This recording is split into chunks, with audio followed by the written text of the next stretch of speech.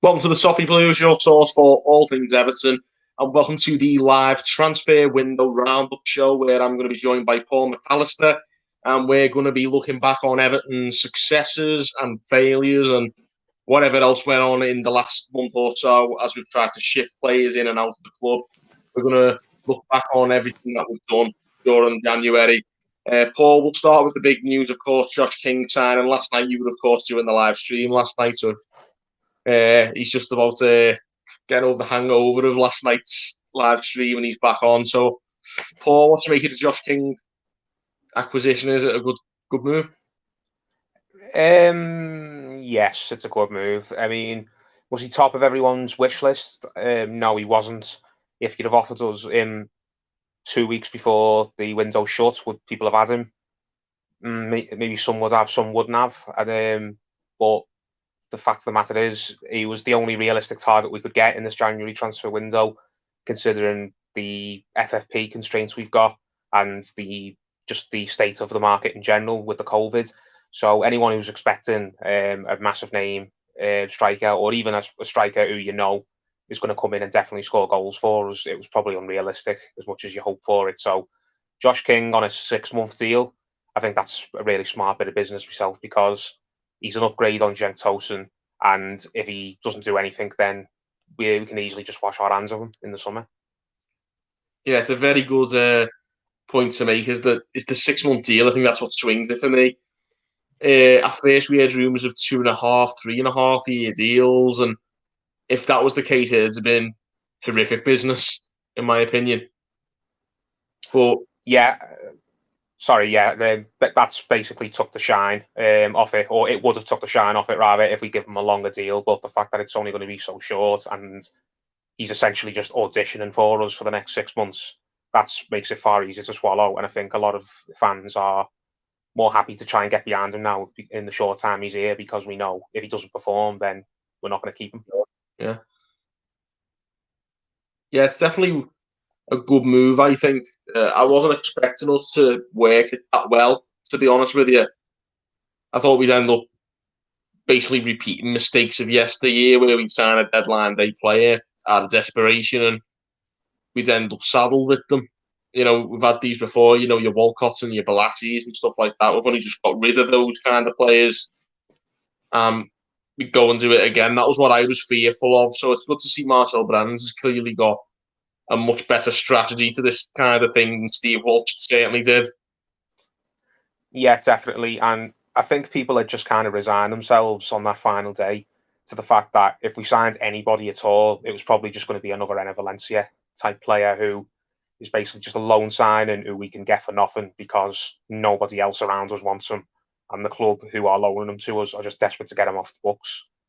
But that's not, you can't say that with Josh King. Josh King clearly had other suitors.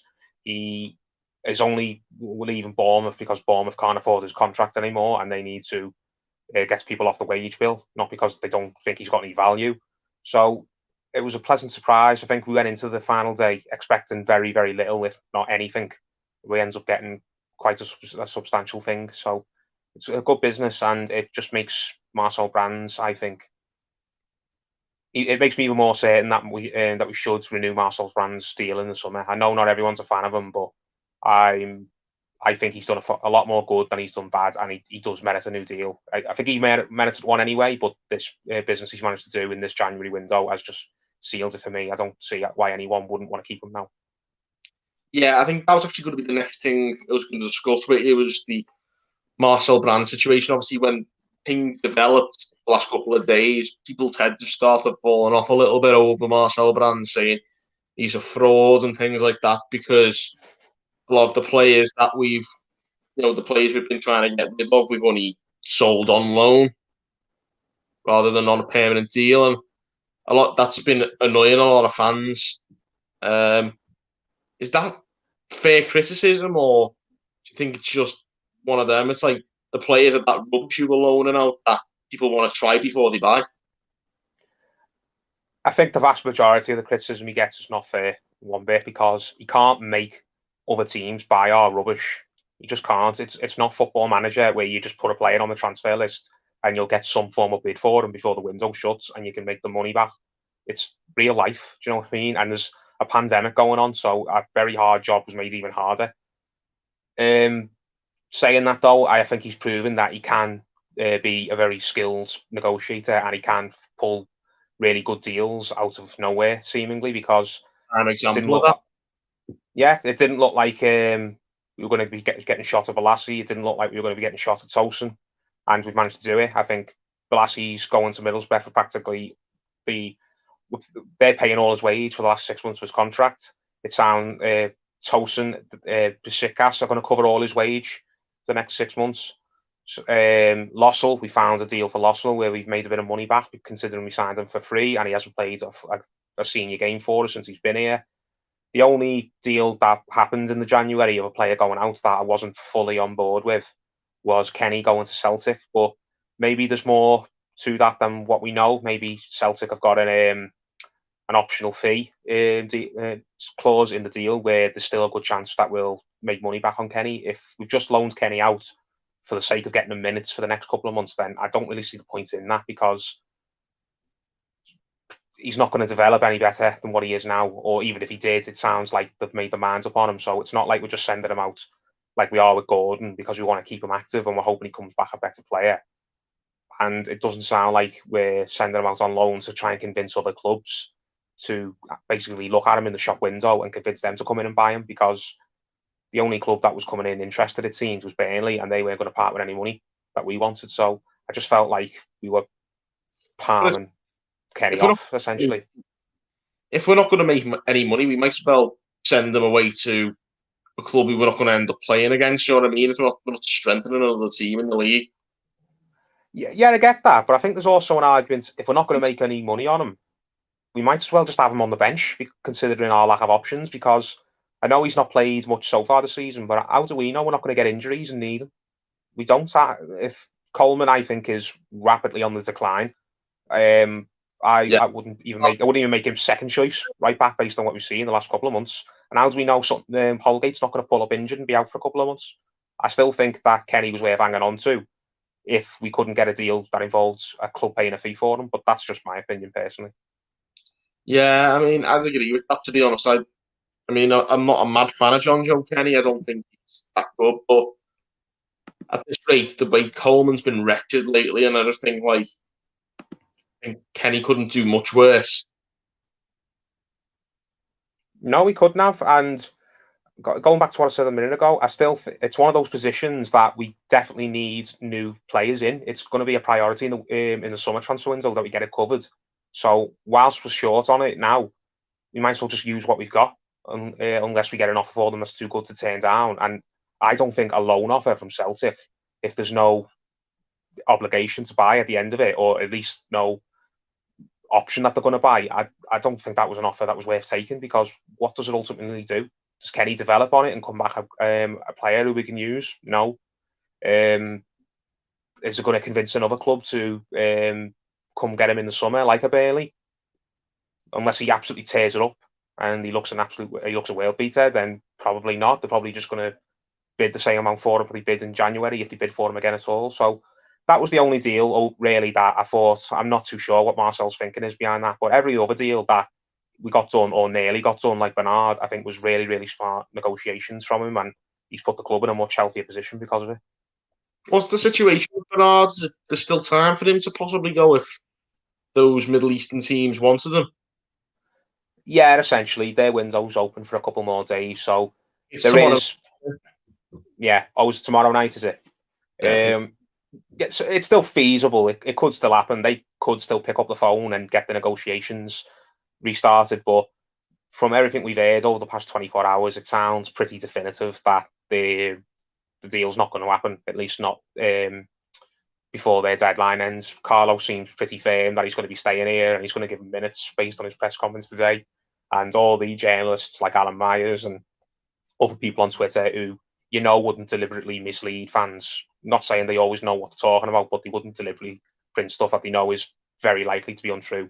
They're all saying that Bernard's resigned himself to staying. So it just sounds like that Saudi outfit who were coming in for him have tried to change the goalposts at the last minute, and we've just said to them, look, it's not happening. This is what we want for him, and if you're not giving us this for him, then he's not leaving. End of story, which is good, because as much as I don't rate Bernard myself, he is one of those players who we should only be selling if it's on our terms. He's not one of these players who we're just desperate to give away, like Balassi and Tosin and probably other players who I could name.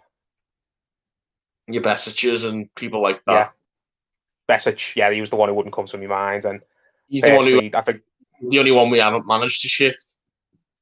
Yeah, and that's sad. That I've got nothing against Besic, but the fact that it's like he's. Have you ever seen Oliver and Company, the Disney film? Oh yeah, yeah. Have you seen the beginning of it where he's the only kitten left in the box that no one takes? Yeah, yeah, that's what I kind of feel like with Besic. He's the last pet in the shop, isn't he? That no one's took home and bought for the little kids. He's just left on the shelf, like the last toy in the shop, the last pet that doesn't get bought. It's like nobody wants him. I feel bad for him because he doesn't seem like a bad egg. He's just not played enough football over the last few years. I really liked him, and there's no way that you can tell me that he should be getting picked. He should be like waiting for someone to want him. Someone wants Tosin and blooming Balassi more than him.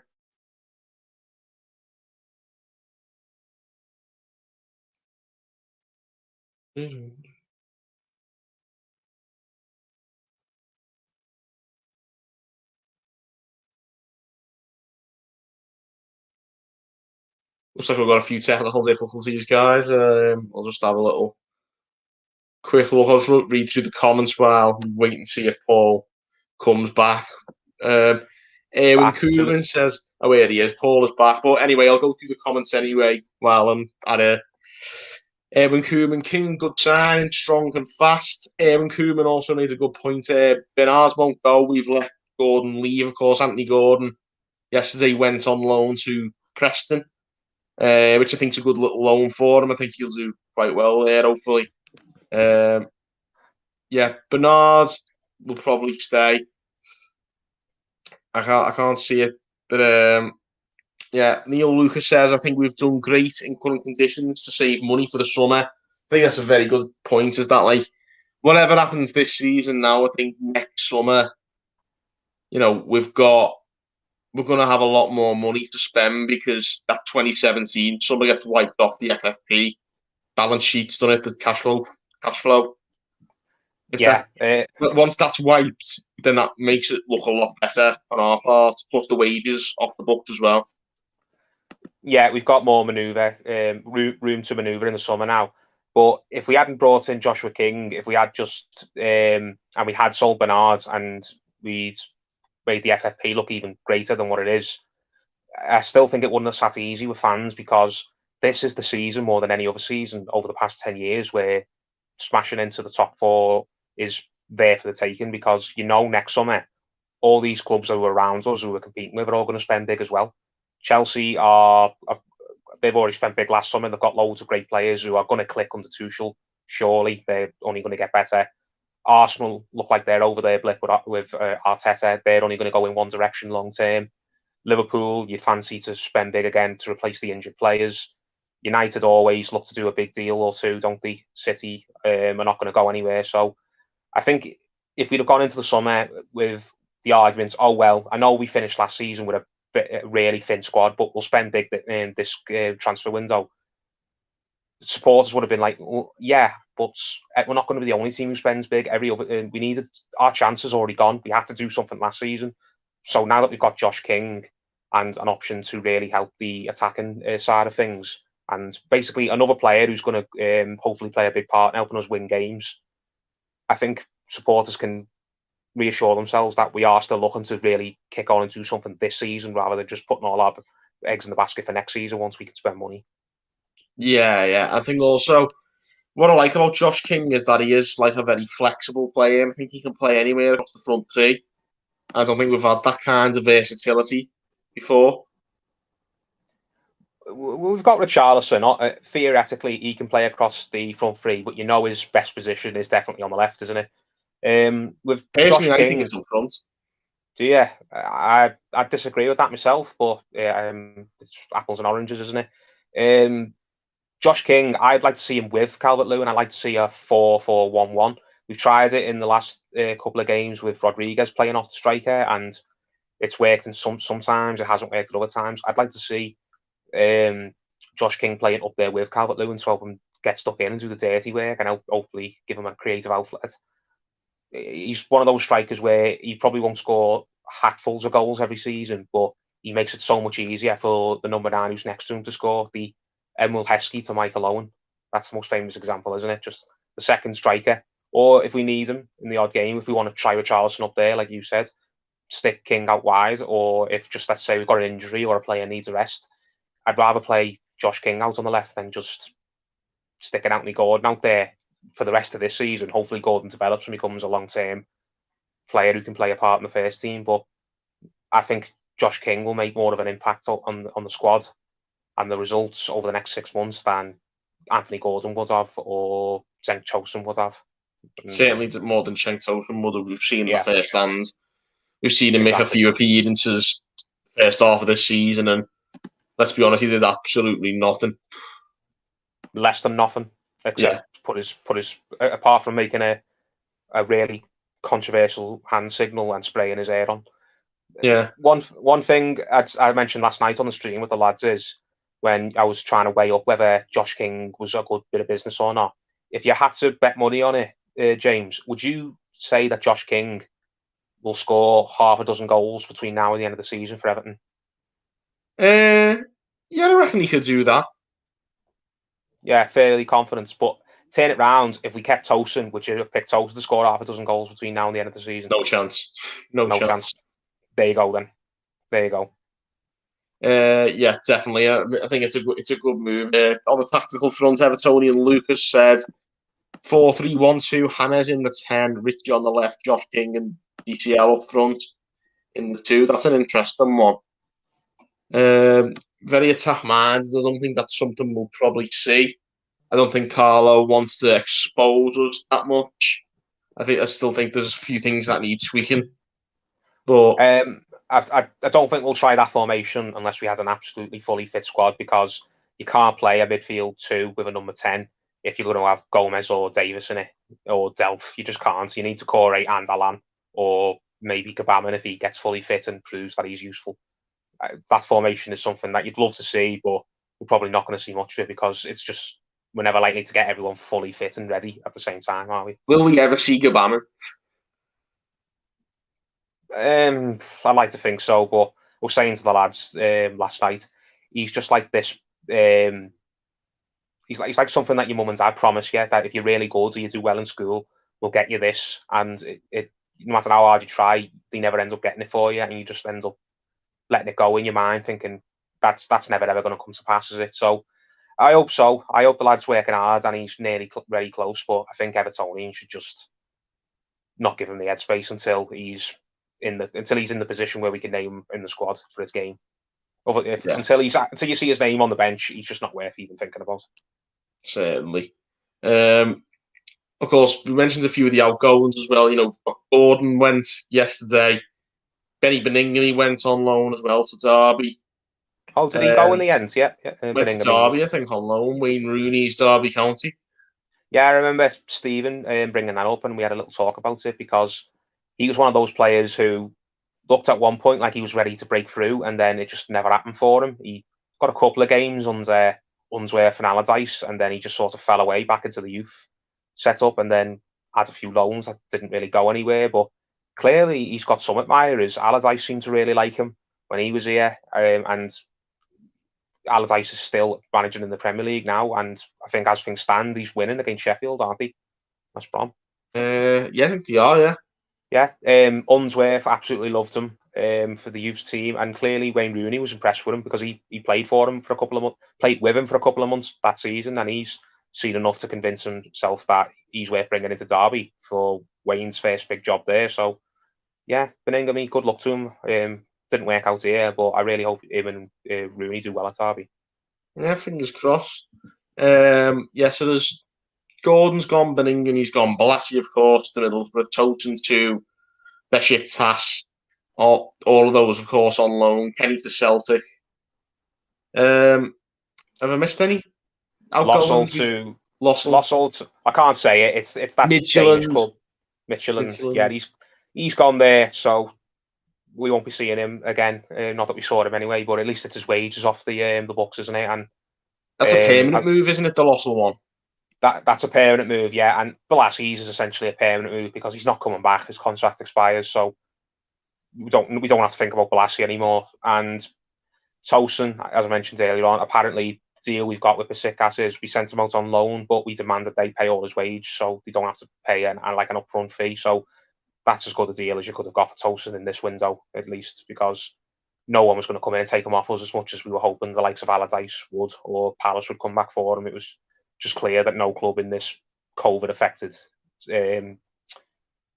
time was just going to come in and take a chance on him because, honestly, why would you? We've just been saying a minute ago, he's done less than nothing.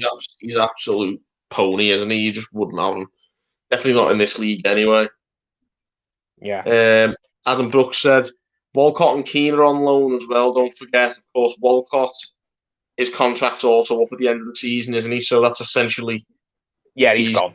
He's gone as well. Yeah. Keane, I think... Yeah, that's the interesting one. It's the interesting one. A lot of people would like to see him come back because he's got amongst the goals of PSG, and I'd like it if he came back and he wanted to come back and have another go at getting his Everton career off the ground, but it doesn't sound promising, does it? Not from him, not from Ancelotti, not from the people around him. Yeah, not from Pochettino. He's not even getting a game since Pochettino took over about a month ago. Yeah, but you've got to weigh that up against the fact that Icardi's fit again now and Mbappe is there. Do you know what I mean? So would he get a game over them? I think once the Champions League starts again and they start rotating a bit more, then he'll get some more minutes. But I think Moise Kean coming back and playing a part at Everton, I think it's very, very low. So no player who's gone out on loan, I don't think is going to come back and play any part for us next season. They might come back, but they'll just be back in the same position they were a couple of days ago, whereas they're just on the periphery. Kenny, Tosin, if they go out on loan and we can't convince anyone to buy them in the summer, but Bolasie, Walcott, they're gone essentially, and Besic is in the same boat. He's just sat here, isn't he? In the summer, his contract's up in the summer. Yeah, yeah, they're all their contracts are all up in the summer, so their Everton careers are all. The only ones we've really got. I mean, Moise Kean is one of them. If he does end up not going anywhere in the summer, I'd say, let's give him another chance if he doesn't go anywhere. The other two, though, that's the big cause for concern for me with only selling players on loan is that they end up coming back in the summer. The ones who haven't got contract expiries this summer, your Cenk Tosin and your John Joe Kenny, those players haven't got futures here. And they're both Kenny and Tosin. They've both got 18 months left, I think, haven't they? They've got one more year this summer. So yeah, if we can't convince anyone to come in and buy them in the summer, then we'll just loan them out again. We'll do what we've done with Walcott and Bolasie. They'll just get year deals to see out their final 12 months, and then we won't think about them anymore. So no, I'll call it right now. None of the players who've gone out on loan, except maybe Moise Kean, but even that's still unlikely. None of those players will play a senior game for Everton ever again, ever. We just got to hope, though, when those players do return in the summer, they leave again, because you can't have players clogging up the under-23s again like we've had the first half of this season. Yeah, I mean, I'm surprised Besic hasn't even played for the under-23s, has he? No, which is confusing. No. Confusing. You'd think that would be some way to keep him active, wouldn't it? And if he put in a couple of performances down there, then some championship team would come and decide that he's worth taking off us. Because they do it with other ones like Pennington and Callum Connolly and Jared Branthwaite. He's played in the under-23s first couple of months of the season. So surprised we haven't done that. Maybe there's more that's gone on with Besic than we know about. Don't know. Yeah. A few other names mentioned that I've actually forgotten. Matthew Pennington, of course, went to Shrewsbury, and that'll be his last loan. He's going in the summer as well. And, of course, more notably in terms of maybe development side of things, we've got Ellis Sims and Jared Brantwaite are both on loan to the lower leagues. Ellis Sims is at Blackpool and Brantwaite at Blackburn. Yeah, there's the only three players who've left on loan who are worth paying attention to are Ellis, Sims, Branthwaite and Gordon. It's worth keeping an eye to see how they get on. personally, I couldn't care less what Tosin does at Besiktas myself, whether he's good. I want him to do well, so he goes. Well, even if he does well, but Turkish clubs are notoriously tight. Like, even if they want to buy him permanently, are they going to offer us anything? Buy him permanently. Doesn't matter though if he scores a lot of goals, his stock will be higher. Even if he doesn't go to Turkey, he'll go somewhere else. Yeah, maybe. I see what you're saying, but I won't be tuning in to watch any of it. Kenny at I'm Celtic. not going to tune in. Yeah, Kenny at Celtic. I mean, if he'd have gone to a different club on loan, then I might have still tuned in and rooted for Kenny. But personally, I couldn't care less about Scottish football either. He's gone to Celtic when Celtic are basically just waiting until the season ends now because their campaign is finished. The manager's going to go any day, so he's basically just gone up there to just have a different experience, hasn't he? Really, nothing he does at Celtic. Nothing he does at Celtic. It's like being an exchange student or something, isn't it? Yeah, that's what you've nailed it on the head there. Kenny going up to Celtic is essentially just Kenny. No, I can't say it any better than what you just said. Yeah, all he's doing is killing. Students. Yeah, he's just killing time, isn't he, up at Celtic? Because nothing he does up at Celtic is going to move the needle, really, is it? Yeah, it's an interesting one. Katie Pfeiffer actually says here, I was a bit surprised about Kenny. Wasn't Schalke interested in buying him when he was on loan? Strange to bring him back to not play him and then send him on loan again. Yeah, of course, Schalke were interested, albeit not for a lot of money. But, you know, it's still better than nothing. If you knew then what we know now, you'd have snapped their hands off for that 8 million or whatever it was they offered. Did they definitely offer us something for Kenny on a permanent? No, I don't know. I know they were interested, but they kept saying that they couldn't afford them. So I don't know if they were being really tight over it. They had an absolutely terrible season that year he was there when they had. They've had an even worse one this year. Yeah, when they had Klopp's little mate as their manager, they had such an awful campaign that you can imagine their fans in the summer afterwards were thinking, right, this club needs to do some serious business now. We need a massive clear out. So bringing John Joe Kenny back probably wasn't the top of anyone at Schalke's priority list. I did hear that they were interested in him, but I didn't read anywhere an official bid getting made. I think they just maybe inquired, can we have him back on loan? And Everton said, well, no, not unless you agree to pay a fee at the end of it, or unless you want to talk about doing a permanent deal. You can't have him back on loan because we're open to sell him. We're not interested in sending him out on loan to develop. We've decided he's got no future here. So, yeah, Schalke, I think, basically tried to look at a loan deal or to get him on the dirt cheap. We weren't interested in that. And they've just moved on to other things now. And sadly, it looks like relegation, to be honest, as far as they're concerned. Yeah, they're in such a state. I think if Kenny would have known what Schalke were going to do this season, I think he'd have been happy to just sit here in Everton's reserves rather than go back there, because you don't want to go play for a team that's going to get relegated, do you? No, and they've got obviously a massive club, Schalke, so the idea of them getting relegated, they must be getting absolute pelters, their players, off their fans, even though they might not be in the ground, but there must be absolute pelters getting thrown their way, because it's the equivalent of the likes of an Everton being in the relegation zone. Yeah, it doesn't sound like it's the place you want to be at the moment, does it? So, yeah, Kenny's the one I feel sorry for the most, because I would have liked to have seen him go on a permanent deal, or just at least know what his long-term future is, because what's really the point of going up to Celtic and playing for a team that's going to sack a manager in Neil Lennon and is not playing for anything really other than pride? Well, I don't know how long Neil Lennon will last at Celtic at this rate. Probably not to the end. Probably not until next week. He's on the brink now. So yeah, all the other loan deals. Gordon, I really want to see how he gets on. I think Preston's a really good move for him. It's not far away. He's not having to uproot himself and go the other end of the country during a pandemic and be on his own and kind of go insulate himself. I know that can be really hard for a young player, having to up sticks and go somewhere far away from your family, especially in times like this where it's not easy to just come back up and see them whenever you can. Preston where are Preston in the Championship? Are they fighting for a playoff place? Somewhere in mid-table, I think. Let me have a look. Yeah, they're not. Not right down the bottom, if that's what you mean.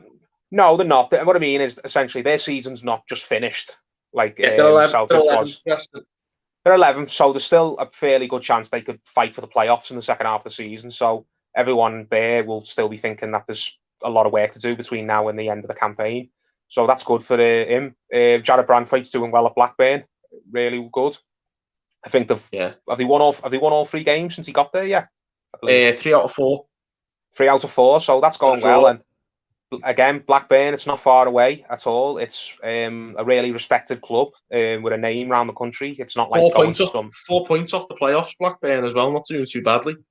Yeah, so essentially in the same boat as Gordon with Preston. It's a club that's just down the road, a club that's fighting for something and has got a really old-fashioned professional manager in charge who will teach him a lot of stuff that he needs to learn and won't let any little bad habits creep in. Like I think some young players go out on loan and you can just tell the managers at the loanee club just don't give a toss about them. Do you know what I mean? Like that player was struggling mentally and they're not the type who put their arm around and say, it's all right, I'll look after you. You're part of my little family here whilst you're at the club.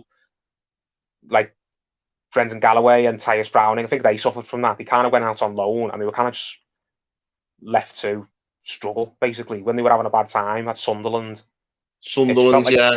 Yeah, it kind of just felt like there was no one there, like not even the loanee managers. I know managers in situations like that have got other things to worry about, but when you're sending a young player on loan to a club, you need to get the right club, you need to get the right manager you're sending them to, someone who will teach them stuff and look after them and send them back as men and better people, not only better players. So I'm made up for Branthwaite and Kenny. And Ellis Sims of Blackpool, that's an interesting one. Yeah.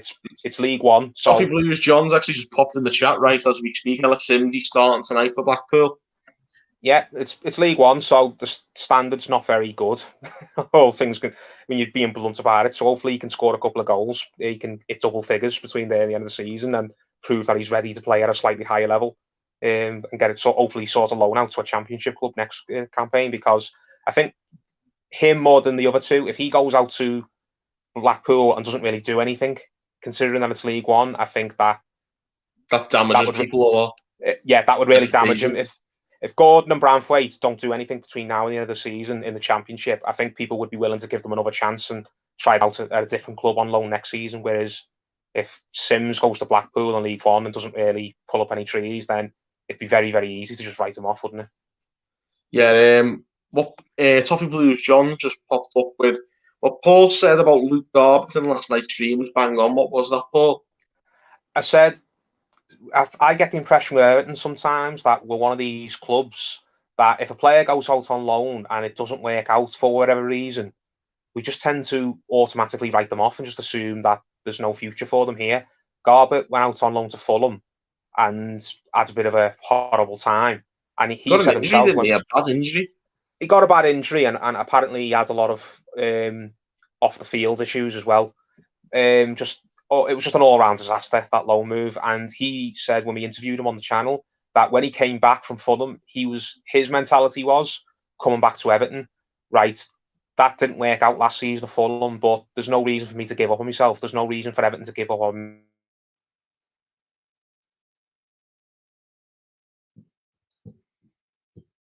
That can few more technical difficulties with Paul. I'm not sure where he's got to. But for the time being, anyway, I'll just have a little look through the comments again. All right, good to see you in the stream. Of course, we're referring to Erwin Koeman, keeps popping up in the chat. Good to have you on, mate. Arsenal are in the mud. They most certainly are. They're getting beat off Wolves. 2 sendings off. Unbelievable stuff. Sorry, I've gone to my data now. My Wi-Fi's playing silly buggers, but very well. What I was saying a minute ago was what Garbutt said on the channel when we interviewed him in the summer was basically he came back to Everton and he sort of sensed that everyone in the management and the club had given up on him. They just looked at what happened at Fulham and assumed that he wasn't good enough and he never would be good enough.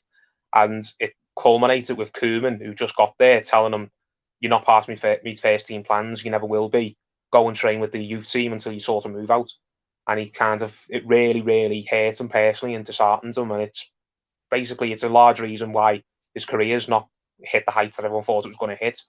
So I don't want to see that happen to other players after that, where they go out on loan, it doesn't work out, it doesn't go the way we want it to, and they come back and basically they're just persona non grata. We just assume that they're crap and we need to get rid of them. It happened to Virginia, didn't it? He went to Reading last season as a nightmare, and thankfully he's come back, and it sounds like we've put our arm around him and we're willing to work with him and give him another chance. We're not just throwing him in the bin based on the fact that one loan deal didn't work. Because going back to what I said earlier on, you need to make sure with these loan deals that you're sending them to play under the right managers in the right places. If you send someone the other end of the country to play for a club that's really unstable, and a manager who might be gone after a couple of weeks if they make a bad start, it's probably just doing a lot of damage to these lads mentally, because their head will fall off. They're away from the parent club, they're away from the family. They probably don't have anyone to talk to, and it can just be very, very easy to just go inside your own head and lose all your momentum. Yeah, certainly. Erwin Koeman's just said to that Koeman. Thanks for staying on, Erwin, but definitely ask your brother to wind his neck in if you don't mind, because that's been an interesting development today. What about the Ronald Koeman developments? What he's come out and said, those comments. Have you read those, Paul? Or yeah, I've seen them, but I'm going to be honest, I don't really care about what he thinks about Everton and what he thinks of Everton supporters. He came here, he wasn't very good, he got sacked. We don't miss him. Definitely don't miss him. Like, do you would you care what your ex-husband thinks of you, or what your ex-wife thinks of you, or some mate that you fell out with thinks of you? Like, no, we've moved on. You go do what you're doing over there and leave us alone, and we'll leave you alone. We'll leave you to keep destroying a dynasty and finishing outside the top four with a team that has Messi in it, you big fat blob. Oh, there you go. Yeah, I'll take that. But it was definitely one of those. I just thought to bring that up. Well, obviously, Erwin Koeman brought up Koeman in the chat, but also, like you mentioned, the Luke Garbett situation, and how he treated Luke Garbett. It's interesting because a lot of people have said this about Ronald Koeman and the way he treated people at the club. Obviously, there's the Nias situation as well, but we can't have managers like that when you're trying to bring kids through. No, you can't. But it's not just a problem that was solely down to Koeman. I think it's just a bit of a mentality problem that just is all around the club to a certain extent. There's other examples other than Garbett. There's Browning and Galloway and Connolly and probably John Joe Kenny now as well. Young players who kind of get in and around the first team, maybe make a few appearances. We were all hoping that he can develop into something really, really important, or develop into a really, really important player. And then they go out on loan, and then for whatever reason, the loan doesn't go good. And then we just assume that, well, he didn't do well in the Championship, or he didn't do well in Bundesliga. He's not going to come back and do anything for us. So we might as well just cut bait with them. I think that's been really, really counterproductive. I think sometimes you just have to be patient with players and give them another chance if a loan deal doesn't work out. I think Mason Holgate's a good example of that. Yeah, really analyse why a loan deal didn't work out and look into the things I mentioned before. And if you find the right loan club, then it can be brilliant. Look at Seamus Coleman at Blackpool, look at Holgate at West Brom. There's loads of players who going out on loan could be the making of them.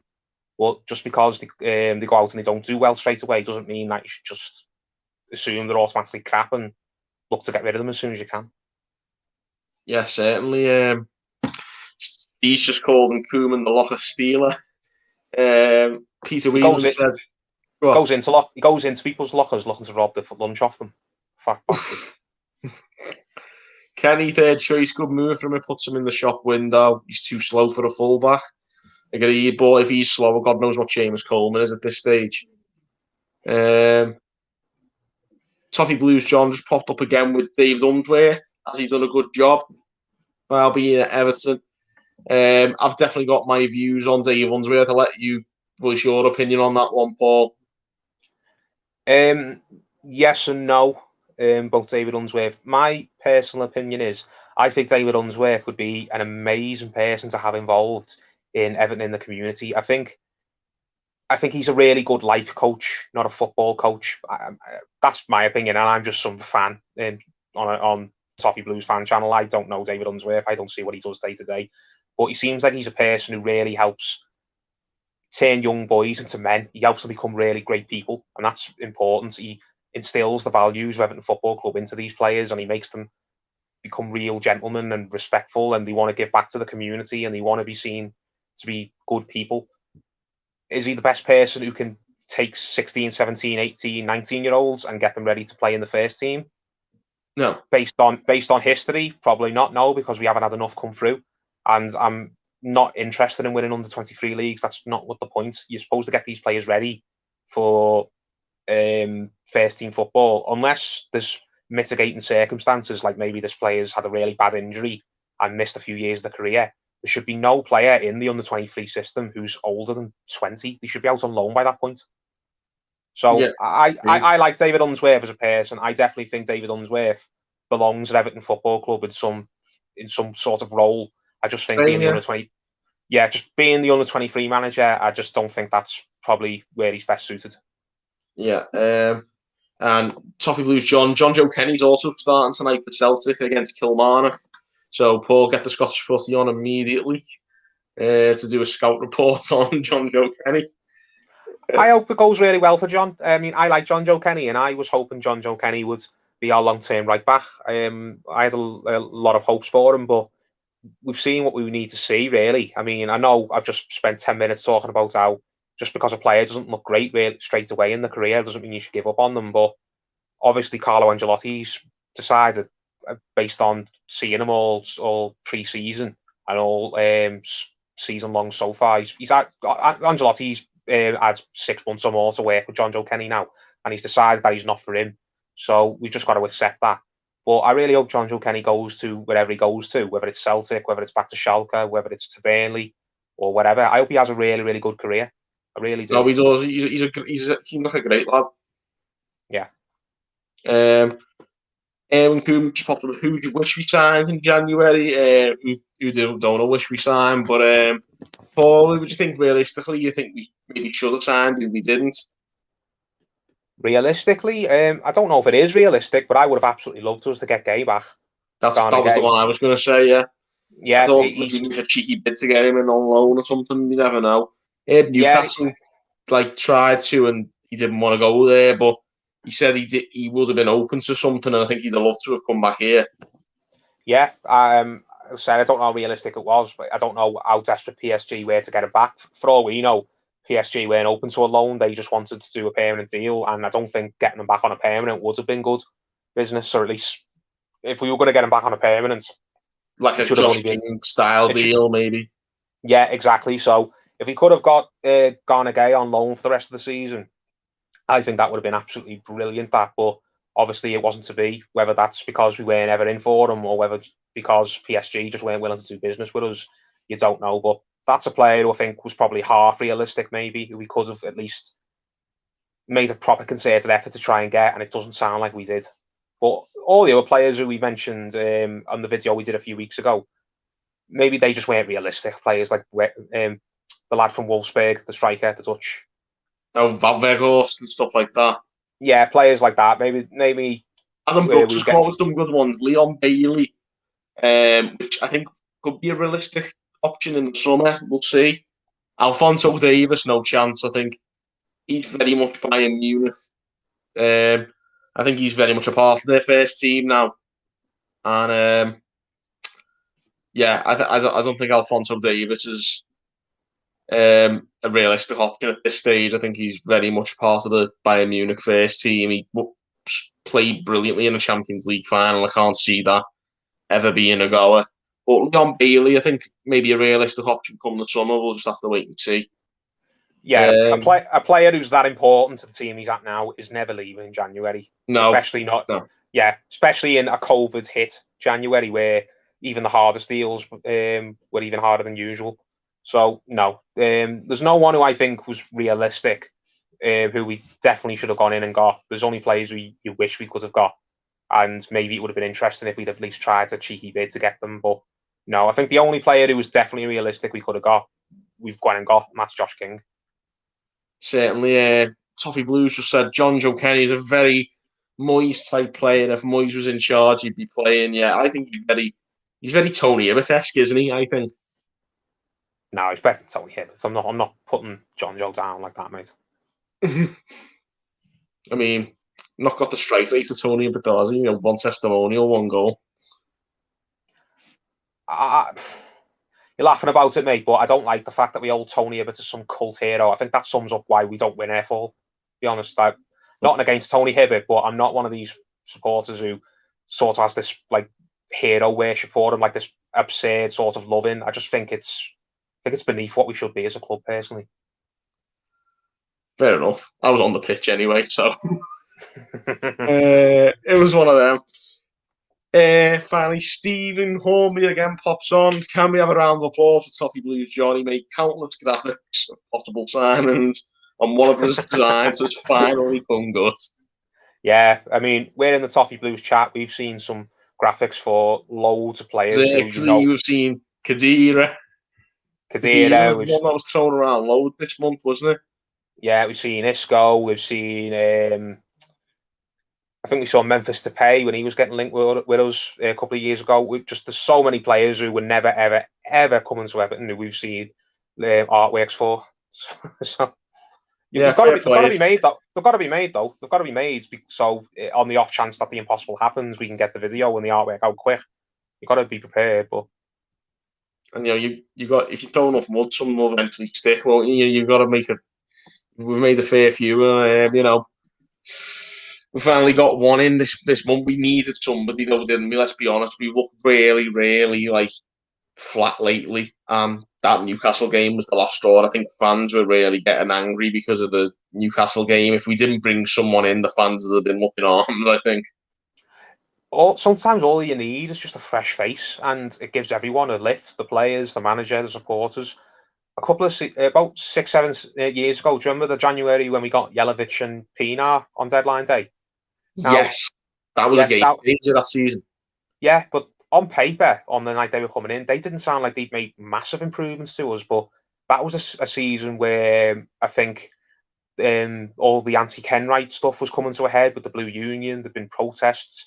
The mood around the club just was not good at all. And we were like 15th, 16th at Christmas, if I remember rightly. Yeah, just the season had just been a real slog. It had been a slog and a horrible experience for everybody. And you were thinking, oh, like, what's on for us the second half of the campaign here? Like, and then we go and get Pienaar, who we'd sold the year before, and we went and got Jelavic, who was a bit of an unknown quantity from Scotland, and it just gave everyone a massive lift. Now, they ended up being brilliant players in the games between then and the end of the season. They made a real difference, but just having their presence there lifted anyone anyway. Everyone was feeling better even before we'd even seen them on the pitch, because it just felt like, right, the club is at least trying to get on the right direction again, and is trying to push up the table and do something, which I think is the message we need to give out this year. Certainly, yeah. I think we've done relatively well, though. You know, when you think about what we've brought in and what we've got rid of as well. I think it was always January, especially for Premier League clubs in general. I think it's always a lot more about outgoings than incomings. It's just about going on what we touched on. It's just about making sure that the mood and around the place doesn't go down too far. Sometimes if you get the right deal in, or you get the right player in, or you get the right player out, it can just change everyone's sort of mood and give everyone a bit of a bounce. And a bounce is always welcome mid-season, especially if you're struggling a little bit. So it's just one of those January windows where the people at the top of the club need to just navigate the waters very, very carefully. And if they do navigate the waters carefully, then it can set you up for a really good, positive feeling over the rest of the season. I mean, I personally think that we have navigated the waters very well this January window. You know, we've had 8 outgoings, 7 of which are loans, and the 1 incoming, and which is always something that I think is welcome in a bloated squad. But of course, we still needed some quality, and I think King does bring more quality than the majority of the players we've gotten rid of put together. Yeah, I'd agree with that. We're looking like a leaner, meaner squad now, and that's all anyone could have asked for at the start of the month. Just go into the rest of the season with a squad that has been trimmed. We've got rid of a lot of the fats that we don't need. We've got a player in there who we're quite sure is going to make a positive difference, and we've set ourselves up to really spend some serious money in the summer. So, yeah, we've got what we wanted out of the month, and I think if anyone was against giving Marcel Brands, or was unsure about giving Marcel Brands an extension at the end of the season when his deal runs out, I think they should come round now and admit that in the 3 years he's been here, he's done enough to definitely prove Got more that right than wrong, hasn't he? Let's be honest. Yeah, far more right than wrong. He's proven in the 3 years, in all the windows he's been here now, that he is basically, he has got a long-term plan, and that long-term plan is slowly taking shape. Yeah, we'll finish up here anyway. Toffee Blues asked, of course, on Twitter today, the poll: are you happy with Everton's transfer business from January's transfer window? Out of 2,000 odd votes, 77% said yes. That's a pretty, Everton fans are quite hard to please sometimes. That's a pretty good seal of approval, in my opinion, don't you think, Paul? Yeah, I mean, some people are not happy unless they're moaning. Like, you'll never convince them that the club are doing a good job, and Marcel Brands is making some good business deals. There's some people who just hate him for some reason, and some people who just, they're not happy unless Everton, they've got something to moan about. But you got to just get on in spite of those people. Adam Brooks will finish with that. Brands needs to stay. So obviously we still haven't sorted out that contract extension. I think this sort of last couple of days of the transfer window, getting a few of these players out and getting Josh King on a very shrewd deal, I think it might just be enough. I think that's Brands has earned his salt there. I think he's definitely in line for the contract extension. Yeah, I hope so. Because if we don't keep him on, who are we going to get in to replace him? What director of football out there do you think we could get who could come in and do any better than what Brands has realistically done? And from a strategy point of view, it doesn't make sense. This is the reason we're in this mess in the first place, with managers constantly getting the sack. But we can't keep changing course. Let's keep Brands for a good few years. Let's keep Ancelotti for a good few years. Get a bit of stability in the club, similar to what we had maybe when Moyes was here, albeit with a bit more financial backing. Who knows definitely. Whether we could get that kind of spirit and stability back at the club and get us on that sort of on the right path, basically, and stay on that path then. Yeah, definitely, 100%. Right, we'll leave it anyway, guys. Keep your opinions coming in. This is the end of the stream, but just keep dropping us your comments. Give this video a like, and of course, subscribe for more content, more live streams. And until then, thank you for tuning on the Toffee Blues, and we'll see you next time.